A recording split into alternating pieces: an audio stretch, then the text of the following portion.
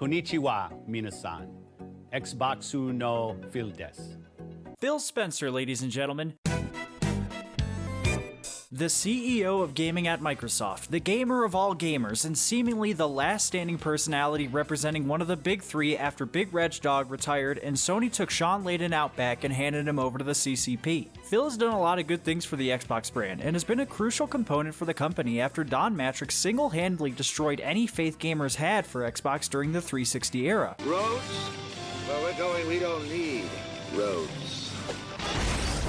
Phil ditched the multimedia TV Connect Always Required box Don had tried to shove down everyone's throat, and instead got back to a strong emphasis of the heart and soul of what a gaming platform should be, the games. And although he failed to bring back the one thing that could make Xbox the industry leader that they have always strived to be, there have been a lot of good moves made during the Spencer administration. Game Pass with day one first-party launches, an easy promise when you only have one every 3 years. Backwards compatibility for a multitude of titles across all 4 generations. Not you, with optional FPS and resolution boost to boot, and a metric ton of acquisitions contributing to a massive collection of studios spanning across so many IP and genres that Xbox could potentially pop out 3 first-party titles a year and still always have something new on the horizon. But despite these massive wins and an overall positive perception Xbox has been able to rebuild for themselves, they remain comfortably behind the other console makers with seemingly no way forward. This is a big deal, because according to Phil Spencer himself via documents leaked during the Activision Blizzard FTC case, if Xbox doesn't see rapid growth by 2027, Microsoft might actually consider leaving the video game industry altogether. An oddly tight timeline by a company that did just drop upwards of $69 billion on Activision, but who knows? These emails were from 2020, so maybe in the last 3 years, Microsoft decided to stick it out just a bit longer. So why has Xbox struggled to keep up with their older siblings? Yes, we can point to the games, or lack thereof, for sure. It is a very important piece of the puzzle. Though you see a Forza here or a Hi-Fi Rush there, the current generation of Xbox has really only had 2 major tentpole releases, and only one of those is a proper in-house Xbox Game Studios title. I personally think that Xbox's problem is there isn't a real vision, a North Star to help guide them anywhere. They want to be successful, but they don't know how they want to be successful. Nintendo's philosophy is let's give you something brand new, and if it hits, cool, and if it doesn't, we'll try again. Sony's is Oscar bait, but you play it. But Xbox's strategy is just, hey dad, can I have that one too? Phil was a great leader in getting Microsoft taken seriously again as a real gaming company that understands its audience, but he doesn't know where to take Xbox next outside of this never-ending shopping spree. There was a time in the Xbox One era towards the second half where Phil showed off the Xbox Studios family, and it was a cool little slide with a good variety of developers that could do a little bit of everything. We all thought that the wallet would tighten up and Xbox would move into, I don't know, actually managing these studios to make some quality titles and hit a release schedule that could finally rival the output of Nintendo and Sony, but things just kind of remained the same. Microsoft kept buying new shiny toys, and the studios they did buy were left on their own to just keep doing whatever. None of these studios feel like they share the same roof over their heads. When I played Starfield, I wasn't like, wow, this is the power of Xbox Game Studios. I was just like, thanks Todd, that was fun. See you in 7 years for The Elder Scrolls 6. The only thing that has changed is now we can play these games on Game Pass. There's a continuity to Nintendo and Sony IP. These things make sense when you line them up together. Xbox doesn't have that. Phil Spencer did an interview with Kinda Funny's Xcast where he admitted total defeat and claimed Xbox will never be able to catch up with Sony or Nintendo, that they will continue to lose forever and always, and it is just what it is.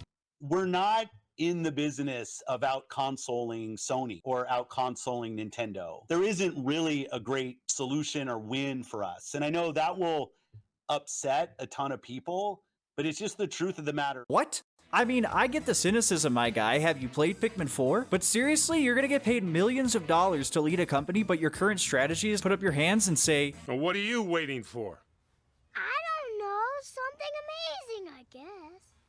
This explains that the only thing he's been doing is buying whatever he can to beef up Game Pass. Can you imagine if after the Wii U, Nintendo was just like, it's literally impossible to fix this situation. Goodbye, rather than try? From the outside looking in, it seems like the dude is just at a loss. And though I really like him as the talking head of Xbox, it might be time for somebody with an actual vision to take the groundwork that Phil has been setting and do something with it. Craft all of these studios, all of the talent, all of the IP that they now own, and turn that into something so that they might actually be a competing force. I refuse to believe that the same company which brought first-person shooters to the console space, that was able to pioneer an always online and connected gaming ecosystem, that made one of the best services in gaming, has no path to victory. There are people at Xbox who obviously know how to innovate and do cool things. There's a reason they were able to break into the gaming market back in 2001 when everyone said it couldn't be done. They have the resources to do something special again. So it would be nice to see them try, or at the very least, for the love of God, please release a proper sequel to Banjo. I mean, just look at the guy. You're seriously telling me you don't...